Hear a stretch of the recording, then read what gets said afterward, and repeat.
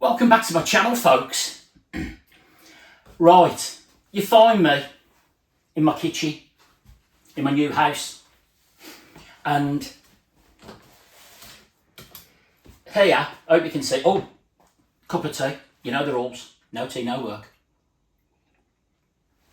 Let's just put that over there. Right, what we got here is a glass topped electric hob that was already in the house when I moved in. And I can't tell you how much, I can't tell you how much I hate it.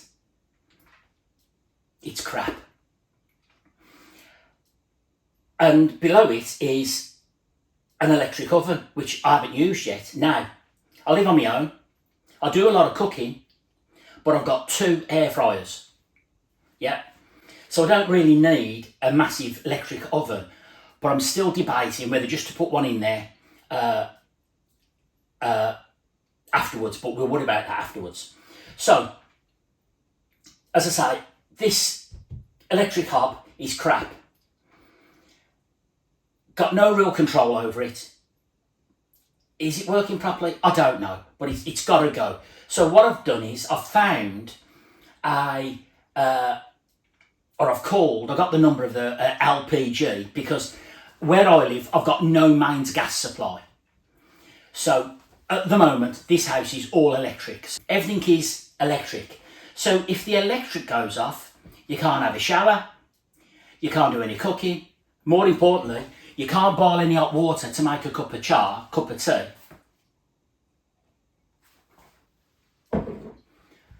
And so on and so on and so on. So, and the other morning, don't know whether I told you, the other morning, I got up to a power cut.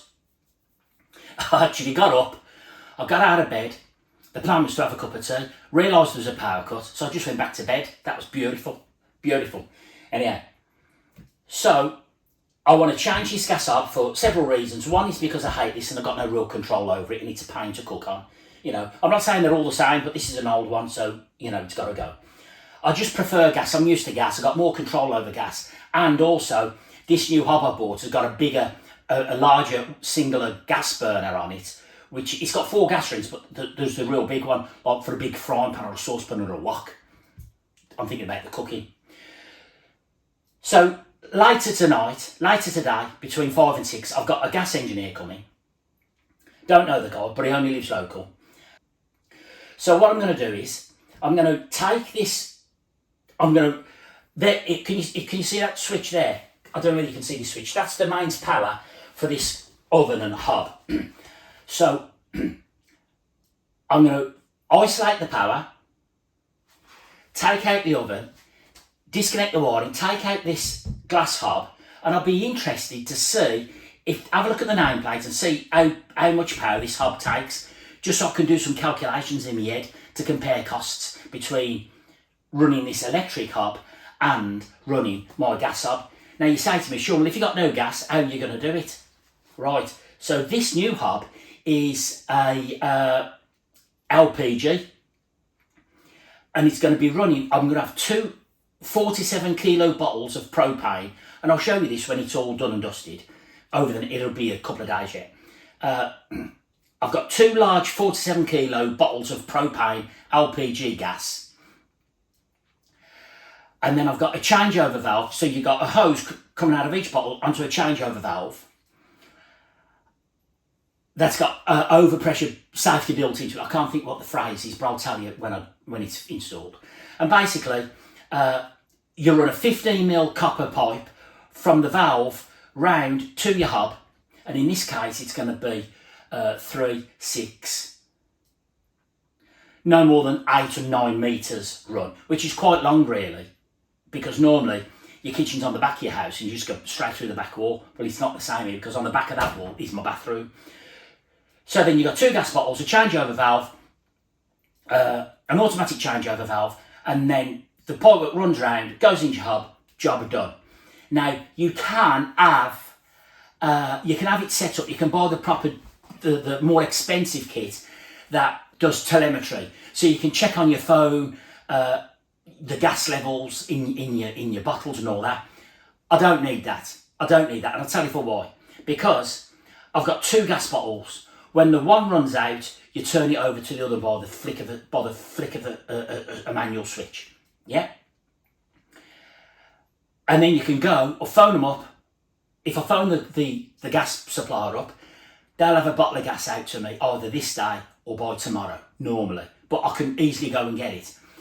So you're never really going to run out, provided you keep on swapping that bottle. So what I want to do is I want to try and do a comparison on running costs as best as I can. How I'm going to do that, I don't know. It's easy to figure it out on electric, but it's hard to work it. Well, it's hard for me to work it out on the gas. But you know, I'm pretty sure there's people on the internet who can help me there. So the plan of attack today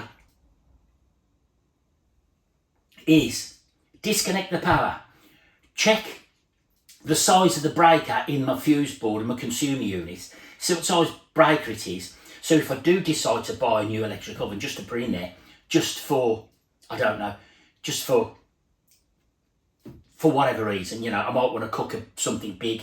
I very much doubt it. I know one thing, I won't be cooking a Christmas dinner, and that's for sure.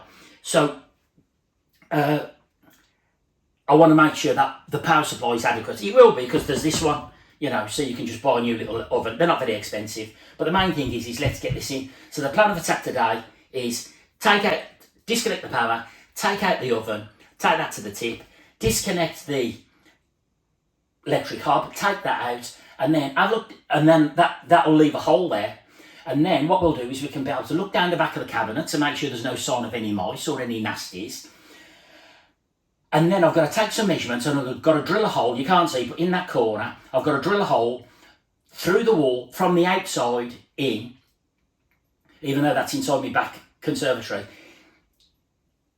I've got to drill a hole big enough to take a 22mm copper pipe, because the plumber puts a 22mm copper pipe through the wall to sleeve the 15mm, so there's no, and then put some sealant round there, and then that keeps the pipe not touching any other pipes, and it keeps it not touching anything, so that, you know, and copper on copper's okay, so there's going to be no vibration or nothing, so it's going to be fine. So that's the plan. Right, I'm back. For you, this is just going to be a microsecond, but for me, it's been the best part of the day, and I'll tell you for why. This oven is just held in with 2 screws, yeah? And there's a bit of a Heath Robinson setup on how the oven was supported, but notwithstanding, then the wiring was, the cover plate on the wiring switch was off, because the wiring, it was in and it was working, but it wasn't, in my opinion, up to scratch. So there's 2 cables. Oh, hang on, don't break my glasses. There's 2 cables coming out. I don't know whether you can see that switch out of that faceplate. 2 big cables. One to the oven, which is still here. Just put some connector blocks on for safety. I'm just going to leave it turned off there, because I'm not, obviously there's no oven or hob to use, so the breaker will be left off. And then the other cable went into the bottom of the electric hob. But then I noticed, underneath this piece of timber, underneath the oven, there's a load of booklets and bits and bobs. Impossible to get to without taking the oven out. And I looked through them, and I found the brackets that were supposed to hold the hob into the hole. But it wasn't. There was just some gunk on it, some sealant, and it was just wedged in there. So I had to break it to get it out, which wasn't a problem. And then I couldn't get the new hob in, so I've had to get my multi-tool, which was a pain because I had a blunt blade, and only 6 months ago I bought a packet of blades, but because I've moved everything I can't find them, but I managed to do it. So I've cut another 10mm out of this hole, and I've double checked that the new hob sits in there. Obviously there's some sealing tape and whatever to put on there, and then hopefully some brackets.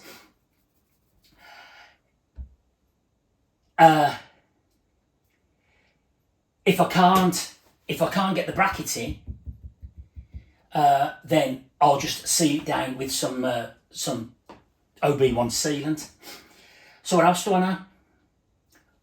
I was hoping that I would be able to take this hob and oven out and see a gap at the back of the kitchen cupboards, just down here, to give me some chance of drilling a hole through the back wall kitchen there into the back porch to try and feed a guide pipe through. But unbelievable, this is what's taking me all the time.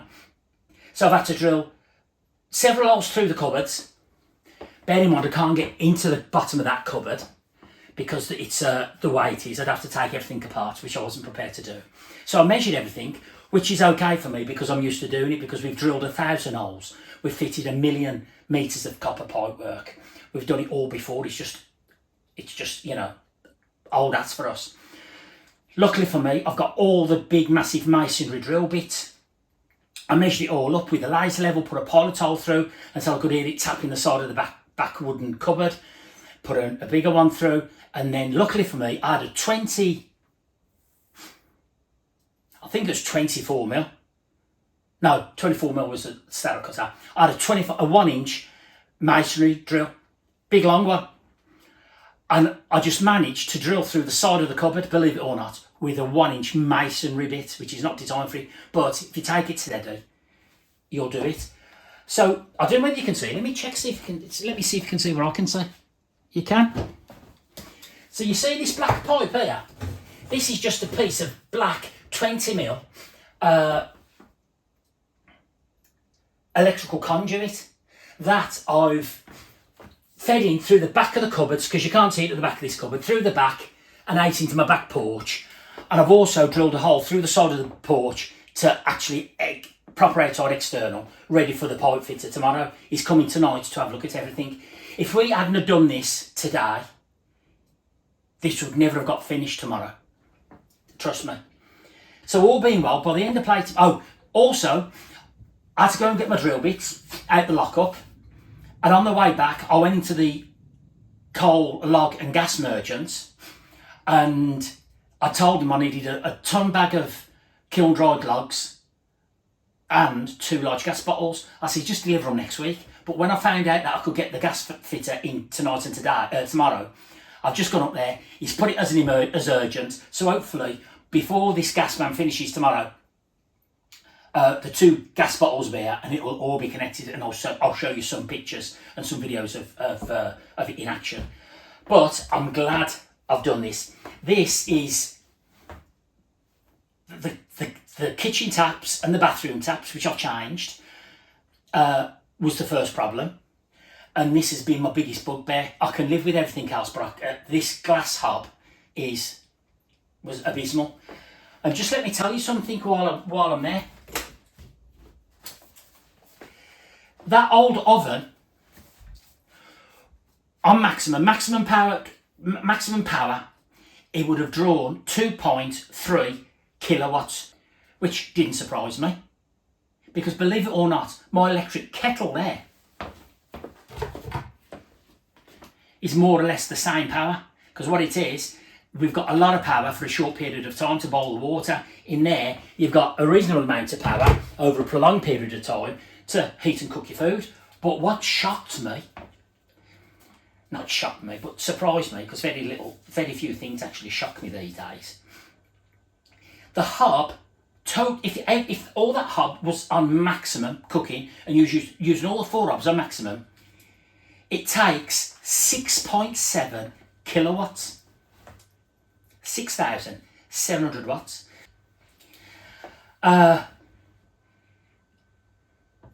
So this, even though I might not even have an electric oven, but even at 6.7 kilowatts for the hob, that's a lot of power.